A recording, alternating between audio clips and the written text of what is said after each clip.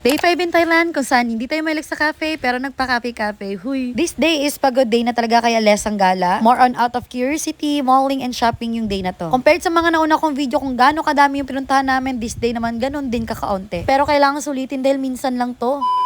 Good morning! Diretsuhang bihis na nga to at pagpapaganda hindi na ako nagpapakita ng aking outfit na. Dahil Diyos ko sa mga araw na to talagang matagal na kaming nagigising. Minsan nga nasasabi namin tambay na lang kaya muna tayo dito sa hotel. Pero no, it's a no dahil kailangan gumala tayo unlimited dito. Actually, yung gala for today's video ay wala talaga sa itinerary ko. Nakita ko lang sila last minute sa newsfeed ko nung we're about to go to Thailand na. Yung mga nasa listahan ng itinerary ko sa sobrang dami tinamad na akong pumunta. Kasi ang lalayo din pala magkakonsume lang yung oras natin sa biyahe. Kasi yung araw na to is chill na lang dahil sa sobrang pagod. Parang gusto na namin hindi umalis pero kailangan at girl, sobrang sayang yung outfit. And if ever you're planning to go to Thailand tapos pupunta kayo dito na air, ako sinasabi ko sa inyo, wag kayong magpahapon. Sobrang ang hirap na sakay namin dito. Natagalan kami sa pag-pick up dahil nga may pa-crossing siya. Kailangan namin tumawid kasi baka nasa kabila. Tapos pag ganyan, mostly mga driver talaga nagka-cancel. Hanggang sa inabutan ng cellphone ko ng battery low, kinabahan ako baka hindi namin siya makontak or kami hindi makontak or baka na-cancel na nga. May charger naman, oo, kung tatanungin nyo kasi yung mga mall dito hindi friendly, walang mga outlet. Tapos nag-shopping na din pala ako ng Coach bag, yung dala-dala kong lagayan na green paper bag. Kaso hindi tayo nakapag-video doon kasi talagang bawal. Ang cellphone mo dapat nakalagay sa transparent pouch. Tapos bago ka papasok, pipicturean lahat ng mga accessories mo. Bibigyan ka ng malaking shopping bag and strictly no photos and videos allowed. Ang hinahanap ko doon is malaking bag na LV na pang travel. Halo siya, may brand new, merong second hand, tapos yung second hand overused na, tapos ang mahal pa. Classic-classing signature brand ang pwede mong pagpilian doon. Meron ding belt, wallet, laptop holder, sapatos, at kung ano-ano pa. May super bet akong Dior bag, maliit lang siya, pat cutie. Kaso nasa mga 50k, almost 60k ang price in peso and medyo mabigat siya for me. Kasi sobrang laki talaga na nagastos namin dito. Actually, nagko-compute ako ng mga overall expenses right after travel talaga para hindi ako ma-pressure. Tapos bigla na lang ako magugulat, wala, ito na pala yung nagastos natin. Pero buti na lang hindi ako nagpabudol sa Dior, binalik ko siya at kumuha ko ng iba, yung bago talaga, brand new.